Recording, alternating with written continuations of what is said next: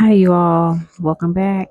In today's video, I'm going to be detangling my autistic daughter's hair. Um, it's very much the same process as when I am detangling my oldest daughter's hair, but one thing this video may not show is actually how slowly I'm going or how gently I am doing her hair.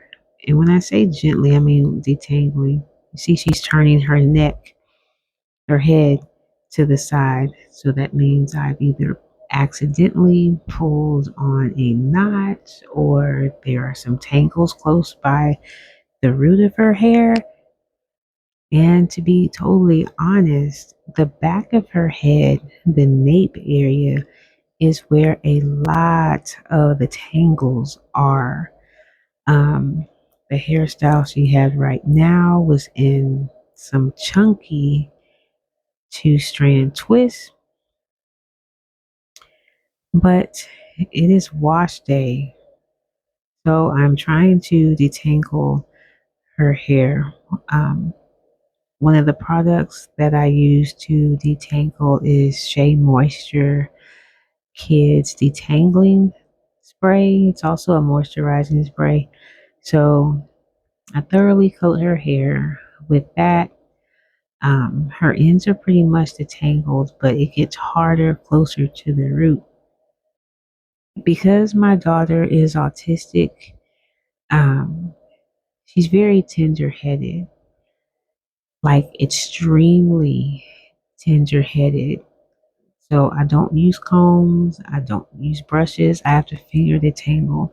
Her hair almost has to be wet, almost when I'm detangling. And because she has sensory issues when it comes to her hair, and for those of y'all who may not know, when I say sensory issues, what I'm trying to explain is that a child with autism who has sensory issues, they can experience a heightened sense of pain when it comes to certain things.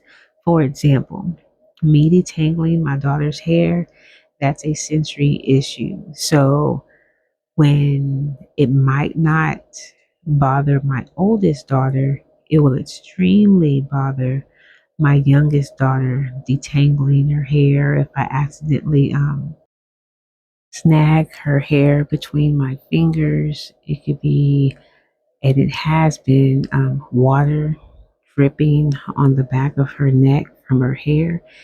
Even so much so when water is running down her scalp.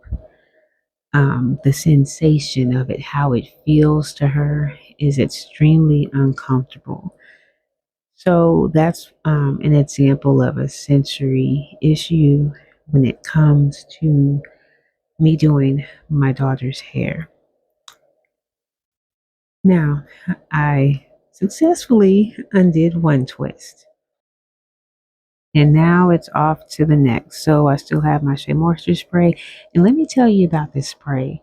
I have been using the Shea Moisture Kids Detangling Spray, the coconut and hibiscus spray that I'm using. I have been using this product for years, okay? Years on my daughter's hair, my oldest, and my youngest. But it mainly helps me with my youngest due to her having autism. But I will definitely say this is definitely a staple. Like when I run out, it's an issue.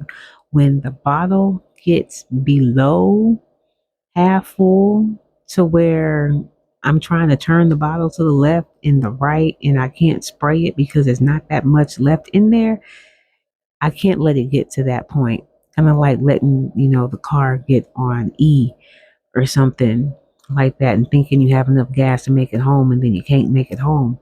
Needless to say, I'm just saying I have to keep this in my cabinet to do her hair for detangling. Um, so yeah, so here's me again, just detangling her hair, separating the roots and things like that. The mere fact that she is sitting right now is a huge achievement for her. When she was younger, she was not able to sit still. I was literally walking around the house while trying to detangle, while trying to moisturize her hair and twist and things like that. So I would say that me consistently having my hands on her scalp and letting her get used to how it feels to moisturize her moisturize her hair. I will say this. For any of you moms out there, or if you may know of someone who has an autistic daughter and they may have some challenges with sensory issues, I would recommend a continuous spray bottle if you're going to spray their scalp because it comes out in a mist and you can barely feel it on the scalp. The spray bottle that I'm using now with the product in, if I were to spray that on her scalp, she can literally feel each drop hitting her scalp. And plus, it's cold, so it's not warm, it's uncomfortable, it doesn't feel right, it lasts too long. So, all of these are things that I have to think about when I'm doing her hair. It's not just sit down, let me finish, let me do your hair. I have to think about how she feels. How is she going to respond to the sensory part of it, how it feels? Will it make her uncomfortable? Because when she's comfortable, she can sit still like she is now, and I can proceed with doing her hair. Now, speaking of her, again, her sitting down, when I saw this looking at the video of my daughter sitting down between my legs, it brought back some childhood memories for me because I remember getting my hair braided when I was very, very young, like first, second grade or whatever, by a braider, or even my mom doing my hair. So the mere fact that I have a daughter now and she's sitting between my legs as I do her hair, it just made me be like, oh, things kind of came back full circle. But needless to say, she has changed positions now. So as she changes positions, I have to adjust and change positions as well. Now, about this time, I'm starting to get a little tired. Um, I can tell she's getting kind of antsy. I just want to try my best to go ahead and finish this twist, but it looks like it'll have to wait. She did a good job sitting down for the time period that she did. She just needed to take a break and just rock back and forth. And that's just how it is. And I allow her that time to do so. So after the rocking back and forth, got some snacks, used the bathroom because let's face it, this is natural hair. Okay. And natural hair takes time. And we all know, but if we don't know, as a reminder, when we're doing our natural hair, we cannot be rushing. We have to take our time and make sure that we're good. Because if we're not good, our hair is not going to be good. So, with that being said, she has the things that she needs so mommy can continue to work on her hair. At this point, I am getting kind of tired. I did my oldest daughter's hair earlier that day, and then I thought I would be able to just continue on and do my youngest daughter's hair. So that's what I'm achieving to do. I only have the top part left to do. Not much in my eyes. Let me say that. She just had her break.